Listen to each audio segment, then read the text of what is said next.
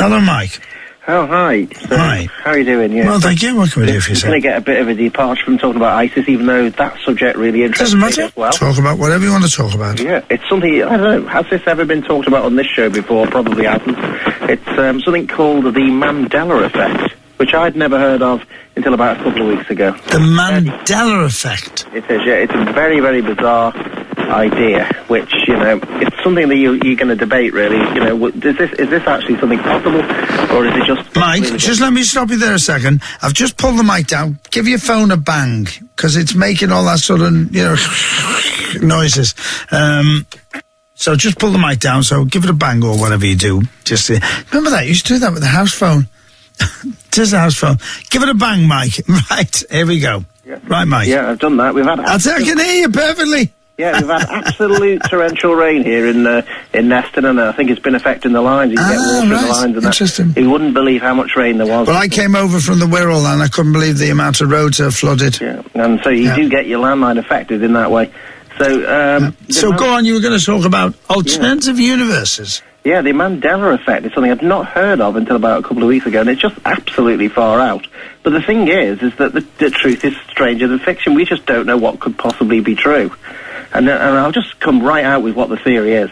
The theory is that the CERN, the Hadron Collider, could be responsible, according to this theory, for ever so slightly shifting reality, because it's doing such powerful things that it's actually putting slight ripples in our space and time. And the actual effect of this Mandela Effect, it can be explained by somebody who believed with 100% belief that in their life Nelson Mandela had died in the late 80s. He remembered that his friends and family were sad at the news. He remembered watching the news reports, and of course we know that didn't happen. He got out of prison. We know that he became president in South Africa, and he died in 2013. So the reality actually shifted, and he is adamant that he's lived within his own life a reality where Nelson Mandela actually did die in the late 80s. And so they're given this phenomenon their name after that, the Mandela Effect. Right. And people are saying that the effect of CERN might be causing some strange, slight changes to our reality. So we're shifting to a very, very, very slightly different parallel universe. They're saying that only very, very subtle things are changing about life, and it's making us not sure whether it's actually some sort of glitch in our memory or it's actually a real change that may have occurred. One example given is the title of a show from the noughties, and if I don't tell you the title, you can say the title that comes into your mind, and we'll see how it corresponds to the Mandela Effect. This is a show that starred Sarah Jessica Parker, isn't it? All about women in New York City. What's that show called? Sarah Jessica Parker. Right. And we know that it's kind of a comedy series. And what do you remember? Oh, you mean the American series? The American series, set in Sex New in York. the City, yeah. So what have you just said there? Sex in the City. Right, well there you go. That's the Mandela Effect, apparently.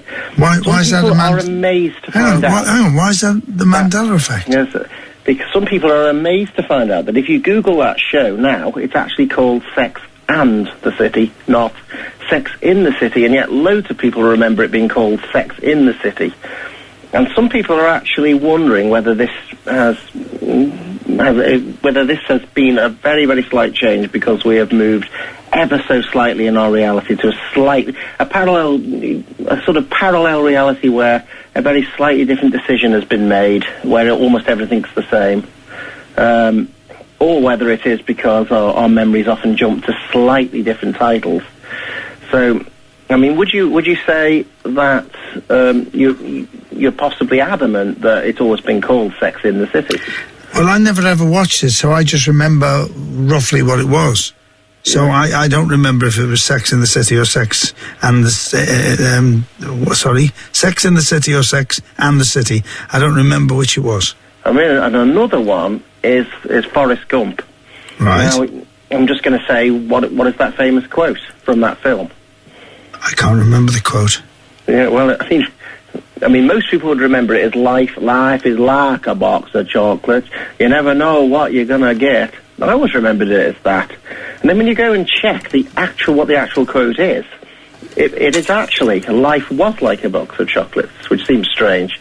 I even recorded this clip, because I collect famous quotes, you know, all the things I record, and I played it back and said, well, what is it then? I didn't even get the DVD out, just what I'd recorded, the short clip.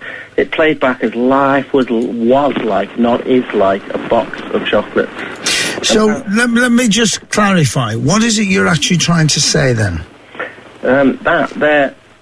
According to the theory, which I would not say I believe in, or don't believe in even, there has been a slight change in reality caused by the effects of the Hadron Collider, because what's going on there is just so powerful, smashing atoms together. Rather than go and full on create a black hole, you know, it may be having very subtle effects on our space and time. But of course, this is all only theory. But some people believe it so much that they've created a group on Facebook about it, written articles about it, created websites about it. And you know, ever since I heard about it from a friend, it's intrigued me, because I think there are some things which I remember being very slightly different, and now they appear to have changed slightly. Another example was the cartoon series, I think it was, the Berenstain Bears, has now become the Berenstain Bears. So it's not something that you could ever prove. You could never say, how are we going to prove this? Because sometimes our memories work in such a way that we jump to what to us are more obvious conclusions. I mean, you might think, if you're not much of a fan of that Sex and or Sex in the City series, you might think, well, that's going to be called Sex in the City. It's about them going on dates, trying to have sex with men, and it's in the city of New York, so wouldn't it be called Sex in the City? So it might be down to that, even though in reality, we now know, even if it's a changed reality for all we know, it really is called Sex and the City. But surely we only have to look at the title of the programme to find out which it is. Well, that's right, but all the DVDs, all the listings guides and everything that we can see about the evidence about what it's actually called, the Mandela Effect theory has it all contained within, because if our reality is shifted to a very, very slightly different parallel universe, one in which they decided to call it Sex and the City rather than Sex in the City, we would have no way of proving that, because all the DVDs and releases and listings would correspond to that reality. That means that if you have a book of something like the Berenstain Bears, for example, and it changes the title because you've now slipped into a slightly different reality, like parallel universe, then you have no way of proving whether that's your memory or whether it's actually the reality. That's the thing. There's theories that a different parallel universe is created every time you make a slightly different decision. I mean, if you decide to have tea rather than coffee, you're actually creating a whole new chain of events down a slightly different path. And so obviously powerful things that we're doing with science, such as smashing those atoms together at such huge speeds, might be shifting us ever so slightly in subtle ways, but I mean, it just can't be proven. That's the thing. If it was true, what does it matter? Does it matter? I should say. I think where people might feel it matters is they might cherish certain memories about things that have happened in their life, and might be a fan of various movies, TVs, series, books, or small events, and then of course, really, they are forced to change. They're forced to go on the path that they've been sent down by the slight shifting of reality that's happening. And there's no, I mean, if it can change the title of a movie series or a quote, or then we don't know whether it could be changed back by something big like the Hadron Collider. You know, whether it's something it can only go one way. Do we know who started this? Well, it was, apart from the original Mandela Effect, the person who had that anecdote, I'm not sure, I can't identify who that is. It does seem that the group to do with this documenting the Mandela Effect has started in 2015, which they say coincides with the time that CERN has been ramped up in power. As if, well, maybe we are getting more effects in 2015, particularly because they're now starting to really ramp up the power of CERN.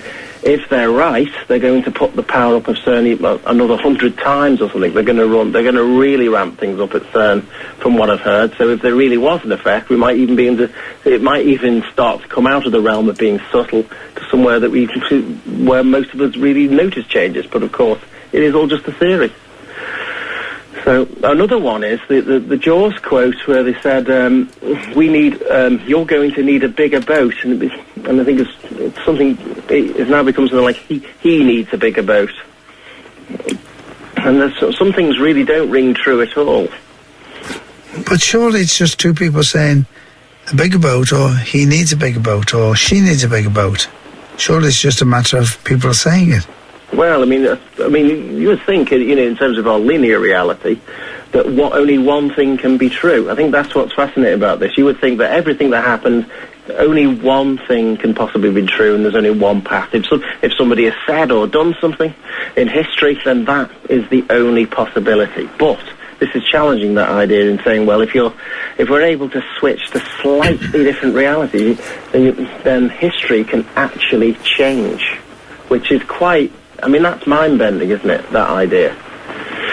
Something different may have actually happened in the past. But then we're talking onto time machines where you go in and actually slip something with seconds and it changes the whole of the universe. Well, that's right, exactly. So it's but I think it's something that could happen because space and time is actually a lot more fluid than we would think. I mean, you can significantly affect space with gravity, that you can affect time with significant changes of gravity. Things can be experienced slower or faster, and so really, if we're doing very, very significant, powerful things with this, like down to the splitting of atoms, it may be possible that we are putting small ripples in our space and time. So I'm open to the idea, but some people, of course, when you give this idea, they will not give it any credence whatsoever. They say that is just complete nonsense, that cannot be possible, but who knows what can be possible. Mike, I think you must be an interesting dinner guest.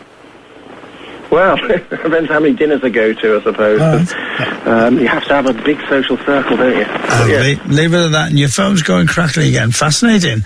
It's a bit late now to actually join in with what Mike says, but what an interesting idea. I don't know where we put it to or how it works, but interesting.